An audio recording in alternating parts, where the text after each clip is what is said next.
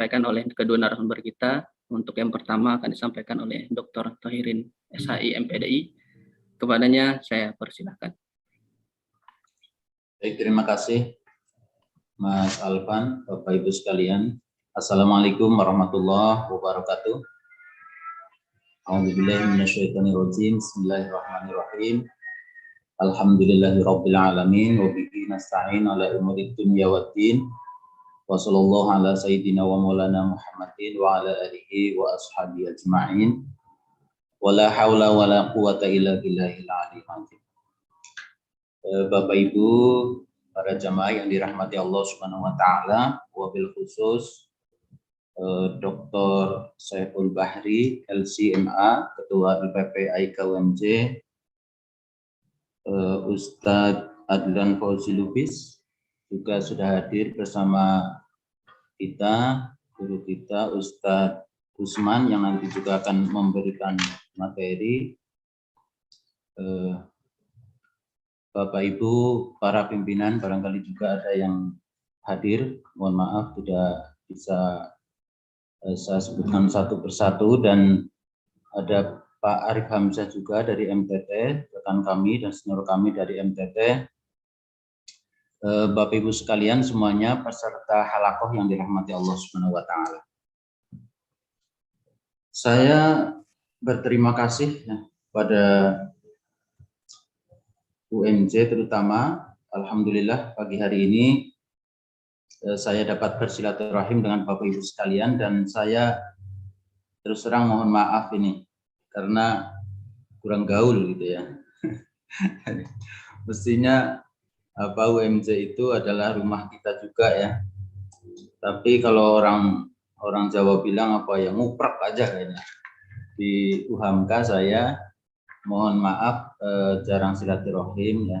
Di MTT juga alhamdulillah menjadi anggota, tapi tampaknya juga tidak seaktif yang lain, itu mohon maaf. Insya Allah mudah-mudahan nanti pada kesempatan berikutnya saya dapat memperbaiki diri ya, bersilaturahim secara lebih dekat, secara langsung dengan Bapak Ibu sekalian, terutama dengan keluarga besar kita di UMJ. Saya kira hari ini malah offline, saya sudah siap-siap ya mau ke kampus kemarin pas saya lihat Zoom ya. Alhamdulillah karena kondisinya memang kita masih darurat. Baik, Bapak Ibu sekalian, saya langsung akan share screen. Materi ini tentu saja Bapak Ibu sudah pernah membacanya. Dan saya yakin juga banyak yang lebih paham ya. Saya cari dulu materinya di mana nih.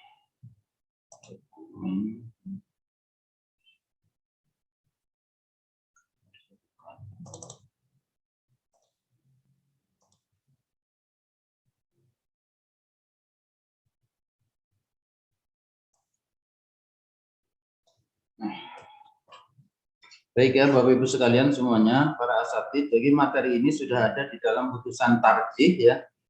Tentu saja di antara bahkan banyak di antara Bapak Ibu sekalian itu sudah membaca dan sudah memahami materi ini, dan nanti juga dapat kita baca kembali di dalam berita resmi putusan tarjih yang dari PP Muhammadiyah. Tapi hari ini kita akan coba memahaminya kembali dan mendiskusikan sama-sama ya, karena ini apalagi sekarang tampaknya sangat penting ya momennya ketika baru saja kita dilanda bencana seperti itu. Nah, jamaah sekalian dirahmati Allah, Jumat yang lalu ya, 2 Jumat yang lalu, 2 pekan yang lalu, saya Jumatan di salah satu masjid ya, di salah satu masjid, khotibnya kebetulan berkhutbah temanya bencana, mengutip salah satu Al-Quran, ayat Al-Quran, dan kemudian beliau mohon izin saya menyitir sedikit hanya untuk mengantar. Saya yakin sebenarnya maksudnya juga sangat baik sih, artinya dalam konteks untuk memotivasi jamaah, tapi dalam konteks pembahasan kita saya ingin mengutip sedikit karena tampaknya relevan ya. Jadi bencana di negeri ini Ustadz sampaikan di dalam khotibnya, itu salah satunya adalah, bukan salah satunya, malah disebabkan oleh karena ada satu oknum di negeri ini yang mengatakan bahwa Allah itu orang Arab. Jadi inilah gitu ya, inilah penyebab malapetaka, kemudian Semeru mengamuk gitu ya. Jadi terus terang bukan berarti saya mihak satu dan yang lainnya, bukan pro kontra, tapi menarik ketika ada salah satu sudut pandang tertentu ketika melihat bencana gitu ya. Jadi dielaborasi secara panjang lebar bahwa bencana ini diakibatkan oleh salah satu oknum, dan ada juga tambahan-tambahannya ya, yang kemudian di situ menghinakan Tuhan, menghinakan Allah, kurang lebih seperti itu, maka akibatnya inilah yang terjadi. Walau alam secara spiritual ya, secara religius barangkali juga ada benarnya, barangkali seperti itu ya. Tapi kemudian kalau kita kaitkan dengan paradigma yang ada di dalam fikih kebencanaan, ini tampak menjadi tidak relevan. Nah, Bapak Ibu sekalian, sebelum saya memaparkan slide saya ini yang jumlahnya ada 45 halaman, banyak sekali. Memang sengaja saya tulis hampir secara menyeluruh supaya menjadi bahan sosialisasi saja gitu ya. Tapi tentu saja nanti saya akan lewatin saja ya. Karena tentu Bapak Ibu juga sudah paham, saya akan melewati supaya cepat seperti itu. Tapi saya ingin memberikan komentar ya terhadap putusan tarjih ini. Yang menarik adalah bagaimana pola pikir dan seterusnya di dalam fikih kebencanaan ini. Nah, Bapak Ibu sekalian dirahmati Allah, seandainya ini putusan ini ditulis dalam bahasa Arab ya, wah ini menjadi kitab yang luar biasa dahsyat gitu ya. Sebuah literatur Arab, karena kan masyarakat kita itu masih sering ke Arab-Araban itu ya. Kalau ditulis dalam bahasa Indonesia bukan kitab, tidak menjadi rujukan otoritatif gitu ya. Tapi kalau ditulis dalam bentuk bahasa Arab itu menjadi kitab klasik, menjadi rujukan otoritatif. Maka kita tentu berharap ya, seandainya putusan-putusan tarjih ini ditulis dalam bahasa Arab, wah itu luar biasa ya. Menjadi seperti kitab klasik dan menjadi otoritas keagamaannya itu dalam konteks Indonesia itu menjadi luar biasa.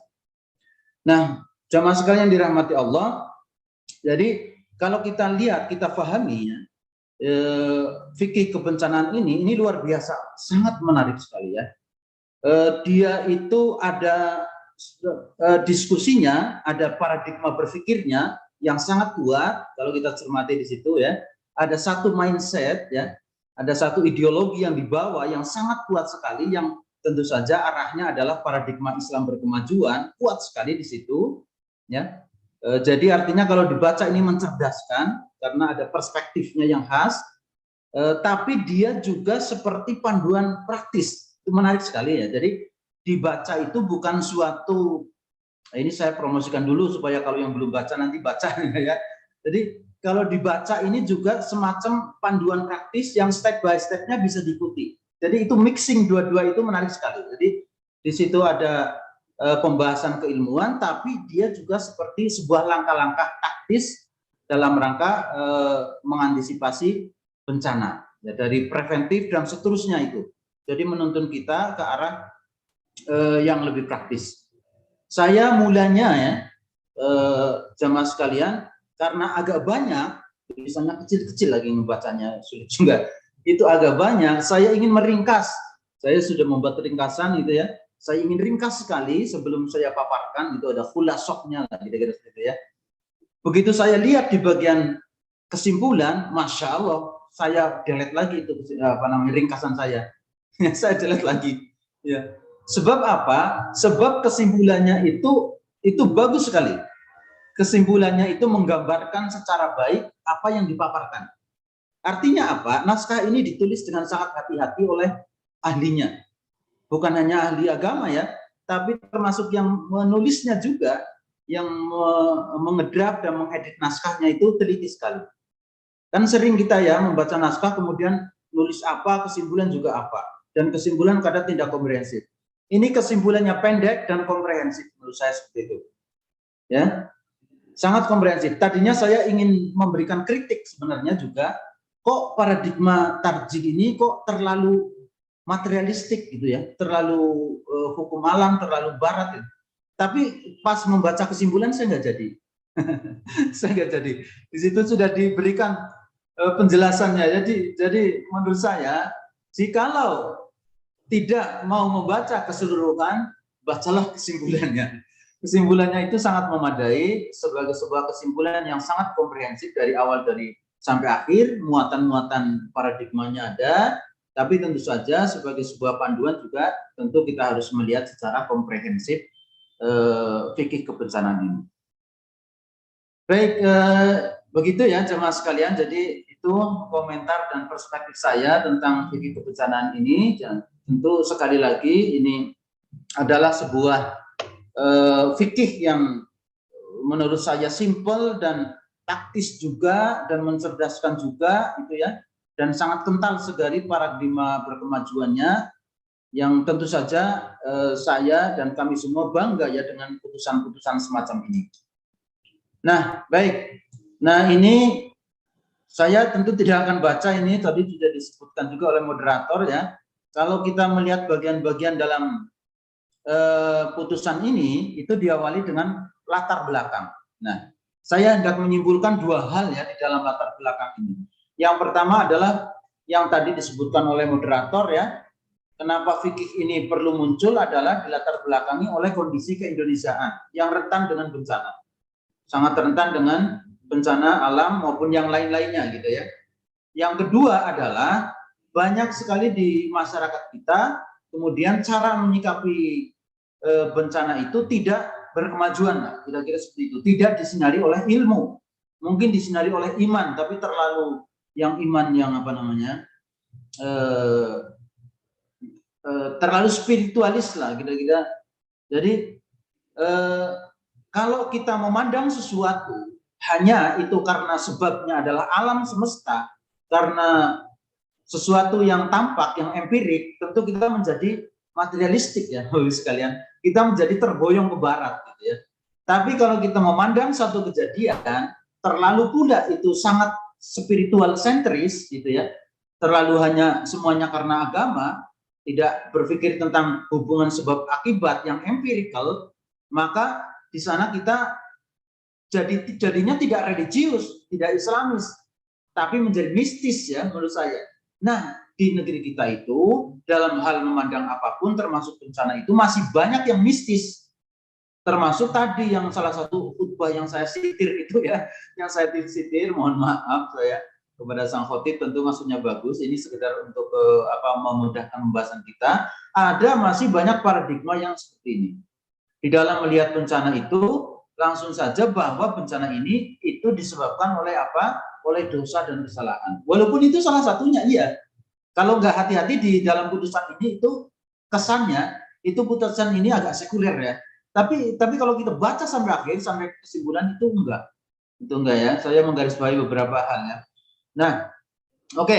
Jadi ini betul-betul khas paradigma Islam berkemajuannya Muhammadiyah ya. Seperti itu ya. Jadi dalam segala apapun ya itu adalah mistik. Kita tidak usah menyebutkan banyak kasus lagi ya, bukan hanya kasus bencana. Dalam banyak kasus seringkali orang kita itu masih melihat sesuatu dengan paradigma mistik, bahwa sesuatu itu hanya disebabkan oleh sesuatu yang gaib, oleh kaitannya dengan keimanan-keimanan yang dalam tanda kutip hemat saya itu justru dibawa ke arah mistis gitu. Nah, ini yang tadi saya sebutkan, salah persepsi, kayak dua orang ini, yang kanan sama yang kiri. Yang kanan itu melihat itu 3 balok, yang kiri melihat 4 balok. Nah itu jadi persepsi ini penting sekali. Jadi persepsi ini sangat penting. Kalau saya hendak menggarisbawahi bagian yang paling penting di dalam putusan ini, ya bagian pada paradigma itu, pada logika berpikirnya itu, karena itulah yang kemudian mendrive seluruh keputusan, ya, menjadi ruh daripada keputusan ini, yang itu ciri khas banget Muhammadiyah yang berkemajuan itu. Nah, Bapak Ibu sekalian, ini yang dimaksud dengan fikih kebencanaan, bla bla bla, seperti ini kira-kira ya. Jadi pokoknya lengkap, komplit lah seperti itu ya. Jadi definisi ini sangat mumpuni, sangat komplit gitu ya. Ini definisinya bagus sekali. fikih yang memberikan pemahaman kepada masyarakat mengenai bencana dari 3 aspek. Aspek nilai, bagus sekali definisinya. Sangat komprehensif ya. Di sini sudah ini seperti mewakili isi, betul saya juga kagum. Jadi seperti mewakili isi. Jadi kalau kita lihat posturnya itu, definisi, isi, kesimpulan itu sangat matching sekali. Bagus sekali ya. Nah, oke, ini ada justru definisi ini ada di bagian belakang ya. Baik, intinya itu komentar saya tentang definisi. Terus ini bagian isinya bagi Bapak Ibu yang barangkali ya, siapa tahu belum membaca putusan ini bagian-bagiannya. Kalau kita melihat bagian ini, itu jelas sekali kita melihat sangat menyeluruh ya yang dibahas ini. Makanya tadi kalau ditulis dalam bahasa Arab ini luar biasa, menjadi kitabul bencana, kitabul bala atau baliat atau apa ya dalam bahasa Arab itu menarik sekali. Ya, sangat muatannya itu sangat kontemporer dan itu tidak hanya kontemporer tapi landasan-landasan Al-Qur'an dan Sunnahnya itu bagus sekali. Nah, ini konsepsi bencana memaknai cara pandang pemenuhan hak sampai pada ibadah. Ya, sampai pada ibadah itu sangat komprehensif. Baik, nah ini yang pertama diawali dari konsep bencana. Nah, ini juga saya singgung sedikit saja ya, bahwa intinya bencana itu sesuatu yang tidak kita sukai, yang bikin derita, itu aja deh. Mau disaster, mau baliyah, mau yang dalam bahasa Indonesia, pokoknya bencana dalam konteks bahasa Indonesia ini, dalam definisi ini, bahasa Inggris ini adalah yang dimaksud dalam definisi ini adalah sesuatu yang tidak disukai, ya, yang tidak, yang menyengsarakan, seperti itu. Simpelnya seperti itu. Nah, ini meskipun Arab yang bawa ini, tapi dalam konteks melengkapi definisi. Sebenarnya paradigmanya ini paradigma bencana dalam konteks definisi keindonesiaan. Nah, tapi mari kalau kita melihat kosakata bahasa Arab. Nah, ini kosakata bahasa Arab ini saya paparkan semua dari awal sampai akhir. Tentu kalau saya bacakan ini waktunya habis hanya untuk ngomongi etimologi. Ini saya paparkan hanya untuk memudahkan kalau kita hendak mereview kembali. Al-Qur'annya juga sebagian saya cantum-cantumkan ya, karena seringkali kita penting sekali untuk melihat dasar, apalagi tradisi kita di Muhammadiyah kan seperti itu ya. Kita tidak puas dengan apa yang disampaikan orang ya, tapi harus tahu dasar. Baik, Bapak Ibu sekalian, ini ada tentang musibah. Ya. Tentu yang paling kita hafal adalah alladzina idza asabatum musibah qalu inna lillahi wa inna ilaihi raji'un. Nah, gitu ya. Nah, ada istilah ini saya agak cepat, nanti kita coba pandang seperti apa ini maksud dan perbedaan dari definisi ini. Ada istilah bala, ya. Wa qata'nahum fil ardi umama minhumus salihuna wa minhum duna dzalik wa balawnahum bil hasanati wasayyiati. Jadi ada bala, ada yang baik, ada yang buruk. Ada istilah fitnah. Fitnah juga ada baik, ada buruk di sini ya. Kemudian kosakata bahasa Arab juga menyinggung tentang bencana ini dalam konteks dalam konteks hubungannya dengan yang ditimpa musibah. Jadi kalau kita melihat literatur di Arabnya, kosakata ini itu merujuk dalam banyak hal, merujuk pada bencananya, merujuk pada objek orangnya, ya, dan termasuk kata-kata yang maunya memotivasi. Jadi kalau kita lihat ada kata azab, azab ini cenderung buruk dan itu akibat dari perbuatan buruk. Ada kata fasad, fasad itu adalah bicara soal objek kerusakannya ya. Ada binasa, binasa ini adalah tingkat intensitas kerusakan, luar biasa ya. Jadi kata-kata Arab ini memang kaya sekali ya, Bapak sekalian ya. Dia bisa bicara satu hal dalam berbagai kosakata yang mempunyai referensi, mempunyai aksentuasi tertentu, itu dasarnya. Ya karena itulah Al-Quran dipilih dengan bahasa Arab ya, karena bahasa yang paling bisa mewakili dalam tanda kutip keinginan Tuhan, ya, keinginan Allah kan seperti itu ya. Ada halaka. Halaka ini lebih dari fasad ya, kebetulan itu ya. Jadi dia binasa, hancur. Kalau tsunami di Aceh itu bisa kita sebut halaka, masya Allah. Ada tadmir. Nah, tadmir juga hancur. Ini yang ahli bahasa ini kalau mengkaji ini barangkali bisa jadi disertasi ya.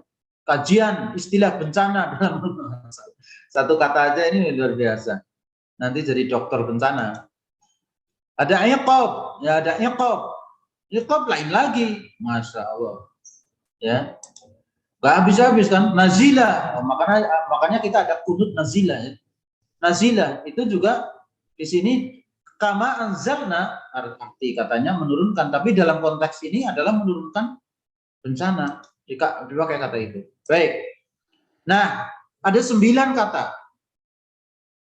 Seingat saya, jangan-jangan ada yang masih tertinggal gitu ya. Ada 9 kata yang begini, saya ingin menyimpulkannya bahwa yang menarik adalah varian kata yang sering ada padan katanya dalam bahasa Indonesia, misalnya musibah, musilnya bilai kan gitu ya. Kalau di kita yang umum dipakai di Indonesia kan musibah, balaya, bilai, bala, bala gitu ya. Itu kan kata-kata yang konotasinya negatif semua. Kata-kata yang konotasinya negatif. Tapi kalau kita hendak melihat ke dalam kata Arab ini, dalam kosakata Al-Quran, di situ enggak. Jadi musibah itu asoba, yusibu, itu digunakan juga untuk hal-hal tadi wabolona humbil hasanat, bala juga sama. Musibah juga ma asobaka min hasanatin faminallah wa ma asobaka min sayyatin faminafsik gitu ya. Ada asoba al-khair, ada asoba as-sayyi'ah gitu ya. Jadi kata-kata ini itu tidak selalu merefer pada keburukan. Artinya apa? Secara umum kita bisa menangkap pesan bahwa di dalam musibah itu kata-kata ini sudah menyelipkan satu bahwa musibah itu enggak buruk melulu. Gitu. Jadi secara umum tersirat seperti itu. Jadi di situ sudah terselip makna optimisme ya. Di situ sudah terselip makna yang lebih kompleks daripada definisi musibah yang kita pahami itu. Jadi Allah sudah di situ dalam kata itu menyelipkan pesan optimisme gitu, menarik sekali. Jadi betul bahwa itu mungkin dirasa tidak baik, tapi di situ juga tidak hanya itu muatannya seperti itu ya. Jadi menariknya seperti itu. Kalau melihat kata ini saja ya kita sudah dapat menangkap pesan tersirat dari ayat-ayat Allah dan keunikan dari kalimat-kalimat tentang bencana ini. Ya, jadi di situ ada optimisme. Nah, kata ini, makna ini tentu bukan hanya kata-kata jadinya kalau kita terjemah, tapi kata ini sudah menjadi muatan sebuah paradigma, sudah menjadi muatan perspektif gitu. Jadi kosakata Arab ini sudah mengandung perspektif tersendiri yang tentu saja menjadi sangat tepat untuk menjadi awalan dari pembahasan tentang bencana. Nah, baik Bapak Ibu sekalian, itu ya mengenai soal kata. Yang kedua mengenai soal klasifikasi bencana. Di sini ada klasifikasi bencana alam, disebutkan di situ, rinci, dijelaskan ya. Yang kedua adalah bencana non alam, juga disebutkan di situ. Tentu ada yang banyak yang tidak disebutkan juga ya, karena ini dia Tarji menyebutkan bagian-bagian yang paling umum dan yang paling sangat penting. Bencana alam kita sudah mafhum. Bencana non alam ini agak unik. Nah, mungkin barangkali di sini juga kita bisa menambahkan satu perspektif ya. Kegagalan teknologi jelas, wabah jelas, konflik sosial jelas, teror jelas. Tapi kadang saya juga bertanya, kalau orang-orang anak-anak kita moralnya rusak, itu bencana bukan? Mestinya juga bencana ya, bencana non alam. Jadi ini juga mungkin bisa saja menjadi bagian dari perspektif tambahan-tambahan itu ya. Bencana non alam. Jadi artinya apakah kalau misalnya moralitas generasi muda itu ya hancur itu ya, terus pornografi, pornoaksi merajalela, apakah itu bencana? Dalam perspektif kita pasti harus ada bencana. Baik, ini sudah diskusi saja. Baik, kelompokannya ini tentu saja mengambil bagian yang paling umum dan yang paling penting sekali itu ya. Ini yang dipaparkan di dalam keputusan ini. Tentu saja yang disebutkan ini dapat disetujui oleh semua pihak, tidak ada perbedaan. Ini semua dikatakan sebagai bencana dengan kategori. Nah, ini bagian pentingnya ya, Bapak-Ibu sekalian. Bagian pentingnya saya kira di sini. Jadi bagaimana sih Muhammadiyah, bagaimana sih Tarji ini memandang bencana? Nah, ini menurut saya tinggi sekali. Tinggi sekali perspektifnya. Jadi bencana merupakan bentuk kasih sayang Allah, Masya Allah. Tinggi sekali. Ya, perasaan nggak nyampe kita ya itu. Jadi bagaimana mungkin bencana dipersepsikan sebagai kasih sayang? Ditimpa bencana, kemudian alhamdulillah ya Allah, ya. Itu kan melampaui gitu ya. Sangat filosofis di sini ya, sangat tinggi sekali ininya visinya. Jadi bencana itu dilihat secara sangat optimistik ya, luar biasa sekali. Jadi paradigma ini mendirect kita tinggi sekali menurut saya. Tinggi sekali ya. Jadi bencana bukan hanya disebut sebagai gejala alam, bukan. Tapi dia sebut sebagai kasih sayang Allah. Masya Allah. Jadi ini sangat visioner. Bagaimana mungkin, karena kalau kita berpikir ya, nah inilah kalau kita melihat keunikan dari putusan ini. Jadi di sini maka kita harus melihat, bagaimanapun kita harus melihat, bahkan merevisi, bahkan mengikuti paradigma ini, bahwa pada saat ada bencana kita selalu didirect untuk ke arah ini, ke arah yang sangat optimistik ya. Itu adalah Allah berkasih sayang, bahwa Allah itu sedang mengingatkan bahwa ini adalah langkah yang lebih baik untuk berikutnya, dan banyak sekali ya. Jadi dilihat sebagai justru Allah tidak murka, tidak murkanya, tapi justru inilah. Jadi di sini juga ada muatan melihat Allah, perspektif di dalam melihat Allah. Allah dilihat sebagai Tuhan yang maha pengasih, tidak dilihat sebagai Tuhan yang pemarah. Ini dahsyat sekali ya. Jadi di sini bukan hanya perspektif tentang bencananya, tapi didirect kepada bagaimana ketauhidan kita ya, diangkat ketauhidan kita kepada satu perspektif dalam melihat Allah gitu. Jadi ini ya Bapak-Ibu sekalian, jadi bencana harus dilihat secara seperti itu. Tentu tidak mudah ya, pasti kita mengeluh lah ya. Tapi kalau kita melihat definisi ini, itu betul-betul menyadarkan kita, sekaligus memotivasi kita untuk menyesuaikan diri dan berlatih seperti yang didefinisikan ini. Wa qila lil ladzina taqaw madza anzala rabbukum. Kalau orang mukmin kalau ada musibah pasti baik semua, kalau ada apa-apa, kata ayat ini. Qalu khairu, selalu khairu. Lil ladzina ahsanu fi hadhihi dunya hasanah. Jadi baik-baik, hanya kita saja yang tidak tahu ya, Allah sebenarnya menghendaki satu ya kebaikan. Kita masih ingat cerita penumpang pesawat yang ketinggalan pesawatnya jatuh. Kurang lebih seperti itu ya, kurang seperti itu. Jadi ada satu yang baik sebenarnya yang dimaui oleh Allah ya, dan kita tidak mengetahuinya. Sangat optimistik ya. Dan sangat husnudzon sekali di dalam mempersaksikan Allah. Ini luar biasa. Baik, ini saya tidak bacakan, jadi ini kelengkapan saja ya, karena kan kalau cuma ngomong-ngomong kita tidak mantap juga ya. Nah ini slide diberikan juga ayat-ayatnya, tapi secara lebih lengkapnya Mas sebenarnya sudah ada semuanya di dalam tarjih itu. Nah yang pertama itu, yang kedua bencana itu adalah bahan refleksi. Jadi pada saat terjadi bencana itu langsung kemudian muhasabah. Apa sih? Kenapa sih gitu ya? Itu ini bahan refleksi. Yang itu bukan hanya refleksi dalam konteks kebencanaannya ya, tapi ada hubungannya dengan nilai spiritualitas, religiusitas kita. Nah ini saya garis bawahi ya Bapak Ibu, yang saya gedein yang sangat khas dan menonjol.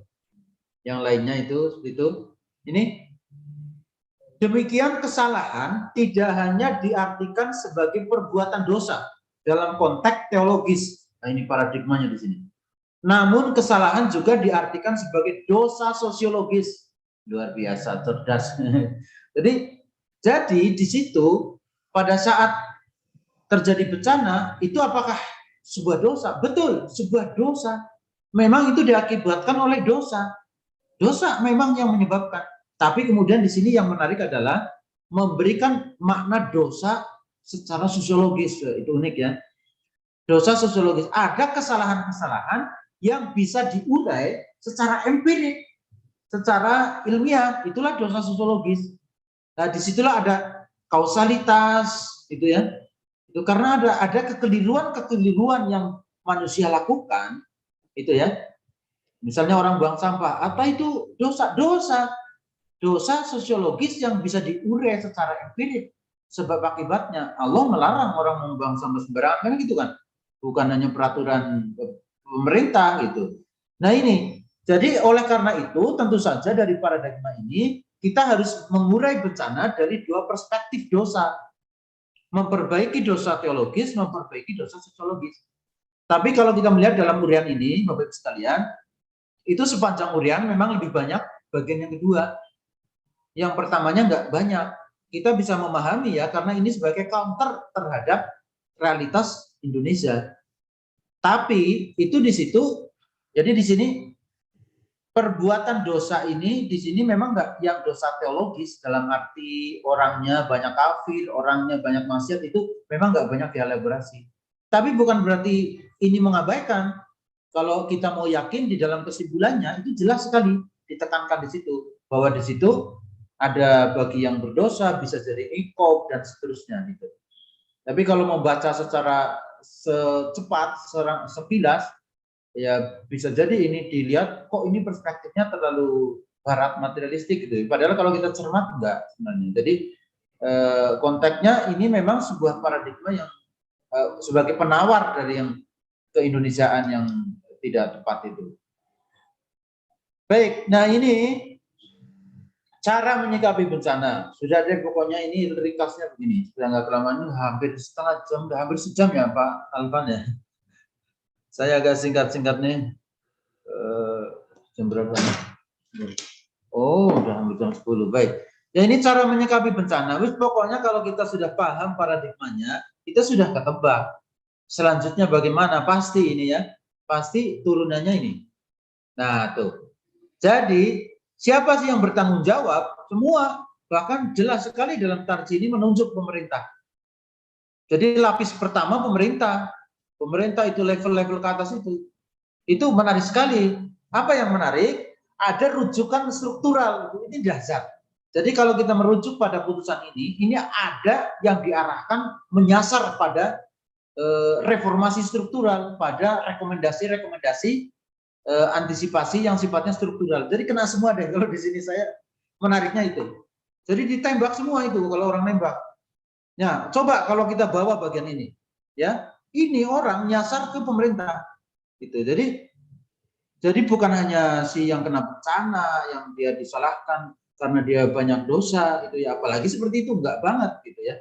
Tapi disasar semua, masyarakat, kemudian pemerintah disasar. Jadi ada dia membidik pembenahan struktural, ya. Jadi menarik ya naskah yang sependek itu, tapi muatannya itu kaya, padat sekali, menyasar banyak hal. Nah, itu yang pertama tentang tanggung jawab. Yang kedua tentang kesadaran. Nah, ringkasnya begini, ini bagian yang halaman ini. Jika terjadi bencana, maka itu berlaku prinsip persaudaraan, ummatan wahidatan. Ummatan wahidatan ta'awanu 'alal birri wat taqwa.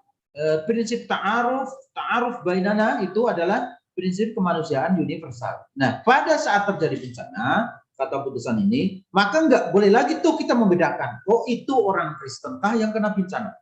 Misalnya dalam satu daerah yang kena bencana itu Kristen semua, ya mungkin barangkali ada sekelompok umat Islam yang kemudian alergi untuk menolong ya.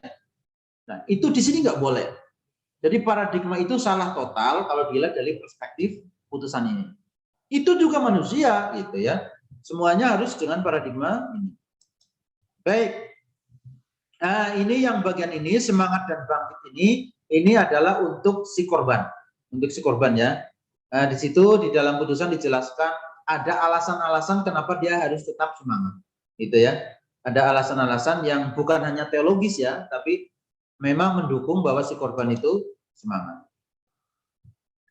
Baik, yang bagian 4 adalah cara pandang pengelolaan bencana. Yang pertama, ini yang terpenting. Yang pertama adalah memahami kedudukan kita sebagai khalifah. Jadi kita itu wakil Allah. Luar biasa sekali. Khalifatullah, ini luar biasa. Jadi wakil Allah. Ya sudah, kitalah yang kemudian diserahi oleh Allah untuk memanage alam ini, yang tentu saja itu di bagian kedua, kita harus berkewajiban untuk menjelaskan hukum Allah, sunatullah, ayatullah yang bersifat kauniyah. Jadi kalau kita ada bencana kemudian kita hanya berdoa, itu salah besar, bukan hanya dalam perspektif ilmiah, tapi dalam perspektif agama pun salah besar, karena kita tidak memfungsikan diri sebagai khalifah. Sebab Allah sudah menebarkan ayat kauniyah yang mestinya kita juga uraikan di situ. Meskipun di dalam ini, terus terang di dalam putusan ini banyak sekali yang sifatnya arah rekomendasinya saintifik ya, saintifik, empirical itu ya, yang logik itu. Tapi di sini bukan berarti kemudian nggak ada di sini, oh bencana itu semuanya murni karena hukum alam, enggak juga gitu. Jadi betul, tapi kita nggak sombong bahwa ya Allah ini bukan juga itu. Tapi memang yang kita tahu memang berikhtiar dalam konteks ini kita memerankan diri sebagai khalifah, yang kita tentunya harusnya memahami dong sunatullah ya, hukum kausalitas ya, seperti itu. Jadi kita di dalam menghadapi bencana itu harus pertama tentu harus ditelusuri, karena bencana itu adalah terus terjadi. Artinya ini di dalam putusan ini disebutkan, kalau di satu tempat itu yang rawan meletus gunungnya, atau rawan longsor, atau Jakarta nih, Jakarta tinggal pergi semuanya, tinggal nggak ada manusia satupun, pergi semua. Apakah banjir? Banjir juga, gitu ya. Banjir juga. Padahal kalau ditinggalkan nggak ada yang masih atuh, kosong. Banjir. Artinya itu senantiasa terjadi dan menjadi bencana kalau ada manusianya gitu.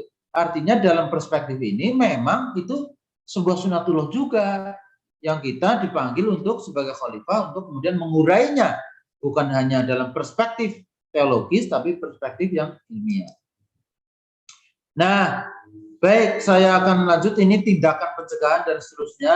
Saya teruskan lagi ini semuanya. Ini saya ingin meringkas bagian ini adalah panduan-panduan teknis pada saat mulai dari preventif sampai pada pas terjadi bencana. Itu lengkap sekali. Mulai dari preventif saat terjadi bencana itu tanggap darurat, itu semuanya itu dijelaskan dengan mudah ya, dengan mudah. Jadi ada muatan diskusinya, tapi ada muatan yang gampang diikutinya. Baik, saya langsung ke bagian yang terakhir ini, bagian 6. Masya Allah, bagian banget ya. Bagian yang ke-6 ini adalah menyangkut ibadah. Nah, ini juga penting sekali ya, menyangkut ibadah itu. HPT mengawali begini. Pada saat terjadi bencana, seringkali orang kemudian meninggalkan ibadah. Barangkali juga ada barangkali yang berfatwa bahwa oh karena darurat nggak usah beribadah, itu dimaklumi gitu ya. Tapi fatwa ini enggak. Pokoknya dalam kondisi apapun itu beribadah. Kalau saya mau singkat ini masih ada 6 slide lagi. Kalau saya mau singkat itu menjadi satu kalimat begini. Pada saat terjadi bencana harus tetap beribadah dengan kaidah darurat. Itu kesimpulannya. Jadi artinya di situ kita sudah paham tuh. Sholat, wudhu, semuanya dilakukan dengan kaidah darurat. Ya. Jadi mastata'tum itu yang berlaku di sini. Itu kalau hendak mau kita singkat ya. Tapi mari kita lihat sedikit secara kasuistik ibadah apa saja. Tentang tayamum, tidak ada air, susah air atau dan sebagainya, tentu saja tayamum. Lakukan tayamum. Ya. Terus di situ nggak ada pakaian kena najis, terus dan seterusnya. Sholat, tetap sholatlah dengan pakaian yang kena najis pun nggak apa-apa, darurat gitu ya. Intinya begitu ya. Kemudian sholatnya bagaimana? Dijamak. Jadi jamak, sholatnya jamak saja. Relawan maupun korbannya yang korbannya masih hidup itu tetap sholat. Relawan ya karena sibuk dalam bencana kadang-kadang susah juga akan repot jamak. Ya sampai kapan? Sampai nggak ada kerepotan. Tidak ada batasan hari. Pokoknya kalau masih repot jamak sholat itu intinya gitu sholat. Kemudian pada saat evakuasi kemudian nggak bisa sholat, mau jamak pun nggak bisa, tayamum nggak bisa, memang darurat sekali. Apakah sholat ditinggalkan? Tidak. Pada saat sempat sholat, masya Allah. Ya nanti kalau sudah sempat sholat, gitu. Nanti kalau sudah sempat sholat dengan yang semampunya. Kemudian di bagian puasa, apakah puasa harus? Udah, kalau memang kondisinya darurat, tidak usah berpuasa. Nanti bisa dikodok, itu dihitung sebagaimana dikiaskan orang yang tidak mampu berpuasa, karena ada kondisi yang melemahkan. Untuk jenazah bagaimana? Tetap disolatkan. Caranya semampunya. Semampunya itu artinya begini, banyak dalam satu kali sholat, kemudian cara pemakaman juga bisa massal, terus kafannya juga semampunya, dan seterusnya. Jadi kaidahnya ad-darurat tubihul mahdurat. Al-masyaqqah tajlibut taisir gitu ya. Termasuk di sini ada sholat gaib. Kalau ada korban yang tidak ketemu, apakah nggak disolatkan? Sholat tetap disolatkan, sholat gaib. Nah, jadi sholat gaib ini dipakai hadis yang mungkin dalam putusan sholat, saya nggak tahu dipakai apa enggak ya, di bencana ini dipakai. Ini tetap sholat, jenazah yang mafqud tidak ditemukan harus tetap disolatkan dengan cara sholat gaib. Yang terakhir adalah zakat. Nah, hendaknya zakat itu ya sebagian juga bisa disalurkan kepada korban bencana, ya dengan surat At-Taubah yang inamas shadaqatu lil fuqara wal masakin, dia korban bencana dimasukkan ke dalam orang-orang yang sedang fakir, sedang miskin, sangat membutuhkan bantuan. Baik, Bapak Ibu sekalian, Pak Alfan, terima kasih. Mohon maaf terlalu lama. Assalamualaikum warahmatullahi wabarakatuh.